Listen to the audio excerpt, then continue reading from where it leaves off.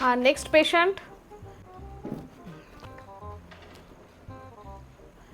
हा आंटी बोला, काय प्रॉब्लेम आहे? गळल्यासारखंच लागून राहिलं 2 दिवसापासून. व ते चिमोथेरपी करायची होती. चिमोथेरपी नसते, ते किमोथेरपी असते. नाही, तुम्हाला कॅन्सर नाही आहे ना, तुम्हाला गरज नाही त्याची. काय झालंय, प्रॉब्लेम काय आहे?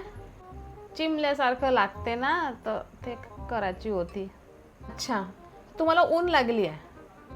मग झाव काढून द्या ना. झाव बिव नाही काढत, आम्हाला हे सगळं नाही शिकवत मेडिकलमध्ये, आणि हे सगळं नसते. मी तुम्हाला औषधं लिहून देते, तुम्ही ते घ्या, तुम्ही बरे व्हाल.